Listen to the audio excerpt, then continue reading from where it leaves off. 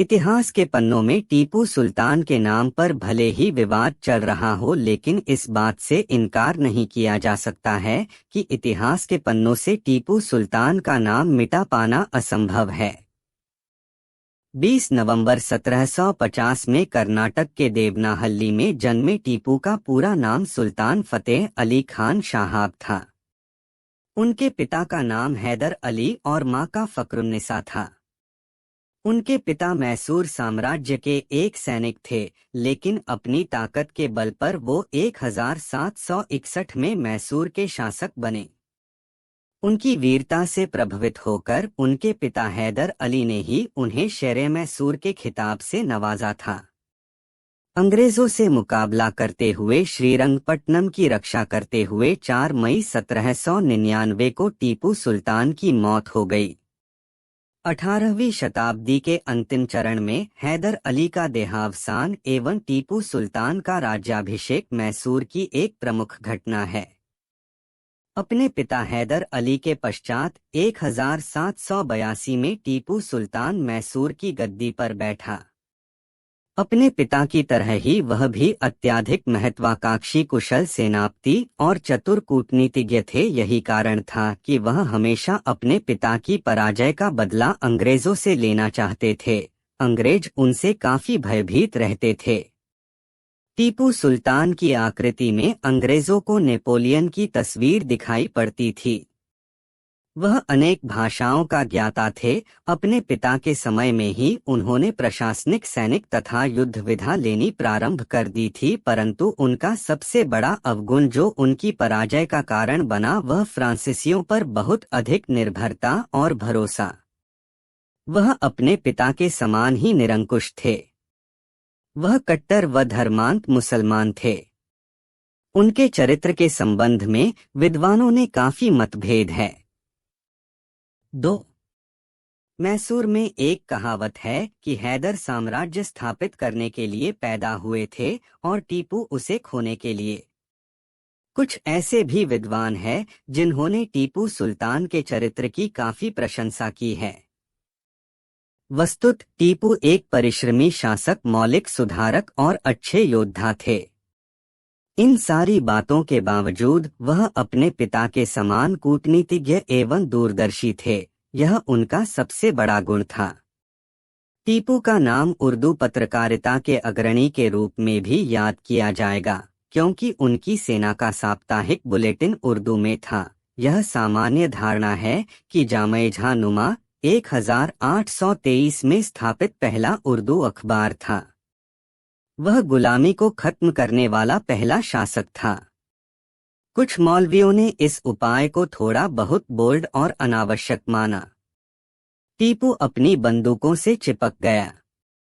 उन्होंने पूरे जोश के साथ उस लाइन को लागू करने के फैसले को लागू कर दिया जिसमें उनके देश में प्राप्त स्थिति को इस उपाय की आवश्यकता थी। टीपू सुल्तान का सामंतवाद के प्रति दृष्टिकोण अलग था। उन्होंने इसे एक बार में समाप्त कर दिया और नतीजा यह है कि आज भी कर्नाटक के किसान, विशेष रूप से पूर्व मैसूर क्षेत्र में, उत्तरी भारत के किसानों से अलग हैं।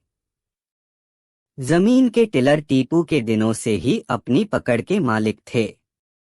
इस उपाय के परिणामस्वरूप यह क्षेत्र में एक विकसित प्रांत है।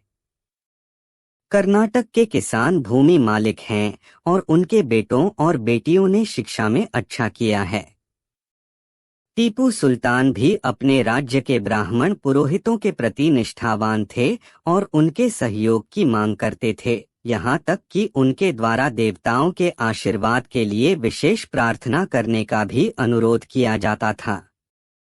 1791 में श्री गंगातट के जगतगुरु स्वामी को लिखे उनके पत्र हिंदू विषयों के साथ उनके उत्कृष्ट संबंधों के प्रमाण हैं।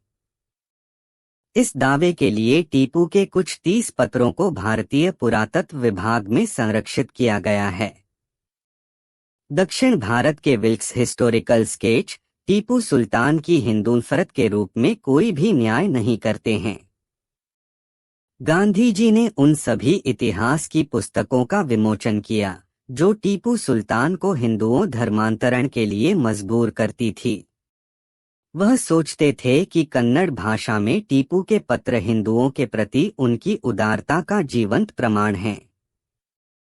गांधी जी ने टीपू द्वारा वक्फों, ट्रस्टों को हिंदू मंदिरों के समानांतर स्थापित किया। उनके महल वेंकटरमन श्रीनिवास और श्री रंगनाथ मंदिरों के करीब खड़े थे। वह विशेष रूप से मैसूर के शासक की प्रशंसा करते हुए कहते हैं कि शेर के जीवन का एक दिन सियार के 100 साल के जीवन से बेहतर होता है। टीपू का सुसंस्कृत मन था। मोहिबुल हसन के अनुसार वह बहुमुखी थे और हर तरह के विषयों पर बात कर सकते थे। वह कन्नड़ और हिंदुस्तानी, उर्दू बोल सकते थे, लेकिन उन्होंने ज्यादातर फारसी में बात की जो उन्होंने आसानी से लिखी थी। उन्हें विज्ञान, चिकित्सा, संगीत, ज्योतिष और इंजीनियरिंग में दिलचस्पी थी, लेकिन धर्मशास्त्र और सूफीवाद उनके पसंदीदा विषय थे। कवियों और विद्वानों ने उसके दरबार को सुशोभित किया और वह उनके साथ विभिन्न विषयों पर चर्चा करने के शौकीन थे। वह सुलेख में बहुत रुचि रखते थे और उनके द्वारा आविष्कृत सुलेख के नियमों पर रिसाला डार खतरे तर्ज़े मुहम्मदी नामक फारसी में एक ग्रंथ मौजूद है। उन्होंने ज़बरजद नामक ज्योतिष पर एक किताब भी लिखी। उनकी लाइब्रेरी की अनेक पुस्तकें पैगंबर मोहम्मद, उनकी बेटी फातिमा और उनके बेटों हसन और हुसैन के नाम को कवर के मध्य में और 4 कोनों पर 4 खलीफाओं के नाम के साथ ले जाती हैं। उनकी निजी लाइब्रेरी में अरबी, फारसी, तुर्की, उर्दू और हिंदी पांडुलिपियों के 2000 से अधिक संगीत, हदीस, कानून, सूफीवाद, हिंदू धर्म, इतिहास, दर्शन, कविता और गणित से संबंधित हैं। मंगलोर की संधि से भी अंग्रेजों और मैसूर युद्ध समाप्त नहीं हो पाया। दोनों पक्ष इस संधि को चिरस्थायी नहीं मानते थे।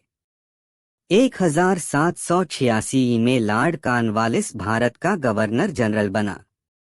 वह भारतीय राज्यों के आंतरिक मामलों में हस्तक्षेप करने के मामले में सामर्थ नहीं था, लेकिन उस समय की परिस्थिति को देखते हुए उसे हस्तक्षेप करना पड़ा क्योंकि उस समय टीपू सुल्तान उनका प्रमुख शत्रु था। इसलिए अंग्रेजों ने अपनी स्थिति को मजबूत करने के लिए निजाम के साथ संधि कर ली। इस पर टीपू ने भी फ्रांसीसियों से मित्रता के लिए हाथ बढ़ाया ताकि दक्षिण में अपना वर्चस्व स्थापित करें। कॉर्नवालिस जानता था कि टीपू के साथ उसका युद्ध अनिवार्य है, इसलिए वह महान शक्तियों के साथ मित्रता स्थापित करना चाहता था। उसने निजाम और मराठों के साथ संधि कर एक संयुक्त मोर्चा कायम किया और इसके बाद उसने टीपू के खिलाफ युद्ध की घोषणा कर दी। इस तरह तृतीय मैसूर युद्ध प्रारंभ हुआ। यह युद्ध 2 वर्षों तक चलता रहा। प्रारंभ में अंग्रेज असफल रहे, लेकिन अंत में उनकी विजय हुई। मार्च 1792 में श्री रंगापटय की संधि के साथ युद्ध समाप्त हुआ। टीपू ने अपने राज्य का आधा हिस्सा और 30 लाख पाउंड संयुक्त मोर्चे को दंड स्वरूप दिया। इसका सबसे बड़ा हिस्सा कृष्णतापंद नदी के बीच का प्रदेश निजाम को मिला। कुछ हिस्सा मराठों को भी प्राप्त हुआ, जिससे उसकी राज्य की सीमा तंगभद्रा तक बढ़ गई। शेष हिस्सों पर अंग्रेजों का अधिकार रहा। टीपू सुल्तान ने जायतन के रूप में अपने 2 पुगों को भी कॉर्नवालिस को सुपुर्द किया। इस पराजय से टीपू सुल्तान को भारी क्षति उठानी पड़ी। उनका राज्य कंपनी राज्य से घिर गया तथा समुद्र से उनका संपर्क टूट गया। आलोचकों का कहना है कि कॉर्नवालिस ने इस संधि को करने में जल्दबाजी की और टीपू का पूर्ण विनाश नहीं करके भारी भूल की। अगर वह टीपू की शक्ति को कुचल देता तो भविष्य में चतुर्थ मैसूर युद्ध नहीं होता, लेकिन वास्तव में कॉर्नवालिस ने ऐसा नहीं करके अपनी दूरदर्शिता का परिचय दिया था। उस समय अंग्रेजी सेना में बीमारी फैली हुई थी और यूरोप में इंग्लैंड और फ्रांस के बीच युद्ध की संभावना थी।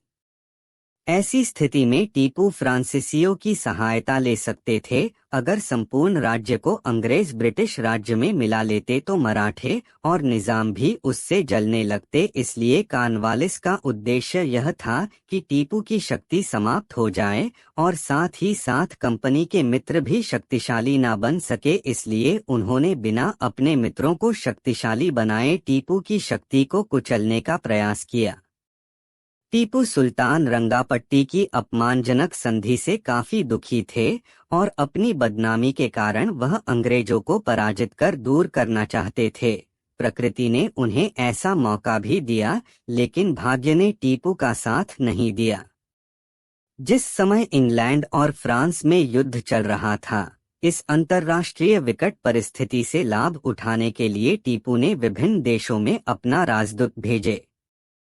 फ्रांसीसियों को उसने अपने राज्य में विभिन्न तरह की सुविधाएं प्रदान कर अपने सैनिक संगठन में उन्होंने फ्रांसीसी अफसर नियुक्त किए और कुछ फ्रांसीसियों ने अप्रैल 1798 में अंग्रेजों के विरुद्ध टीपू की सहायता की। फलत अंग्रेज और टीपू के बीच संघर्ष आवश्यक हो गया। इसी समय लॉर्ड वेलेस्ली बंगाल का गवर्नर जनरल नियुक्त किया गया था।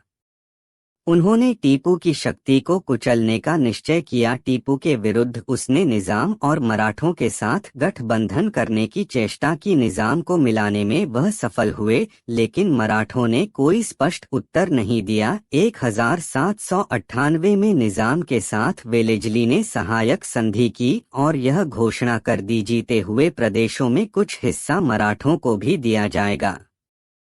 पूर्ण तैयारी के साथ वेलेस्ली ने मैसूर पर आक्रमण कर दिया। इस तरह मैसूर का चौथा युद्ध प्रारंभ हुआ और टीपू सुल्तान वीरता के साथ आखिर तक युद्ध करते करते मृत्यु को प्राप्त हुए।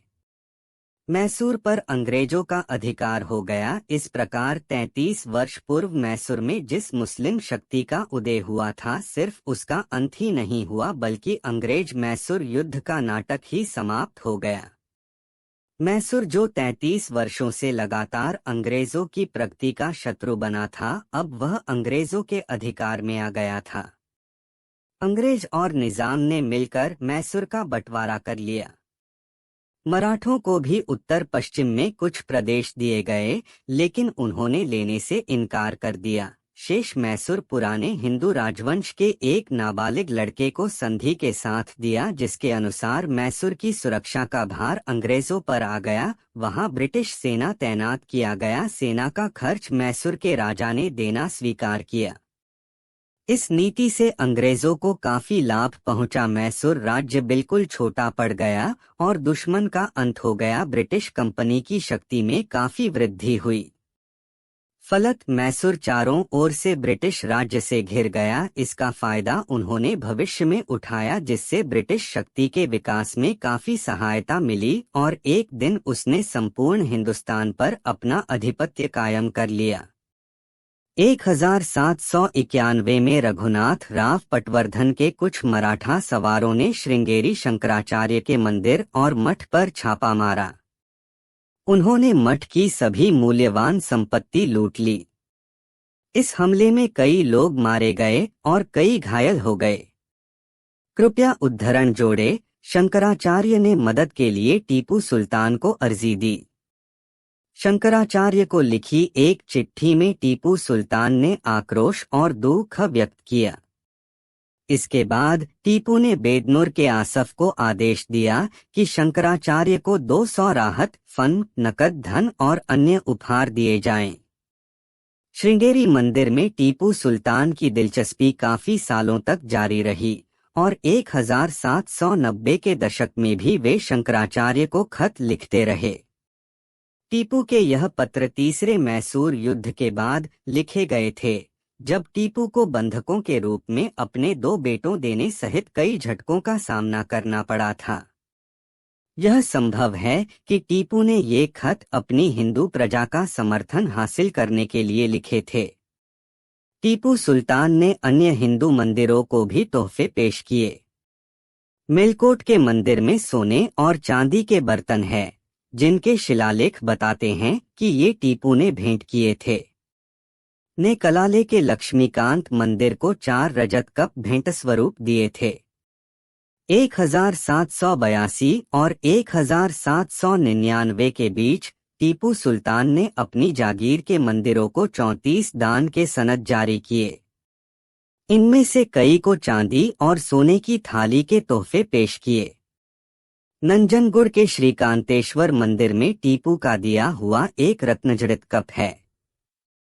नंजनगुड़ के ही नंजुंडेश्वर मंदिर को टीपू ने एक हरा सा शिवलिंग भेंट किया। श्रीरंगपटना के रंगनाथ मंदिर को टीपू ने 7 चांदी के कप और 1 रजत कपूरज्वालिक पेश किया। मान्यता है कि ये दान हिंदू शासकों के साथ गठबंधन बनाने का एक तरीका थे। 4 मई 1799 को 48 वर्ष की आयु में कर्नाटक के श्रीरंगपटना में टीपू सुल्तान की बहुत धूर्तता से अंग्रेजों द्वारा हत्या कर दी गई। हत्या के बाद उनकी तलवार अंग्रेज अपने साथ ब्रिटेन ले गए।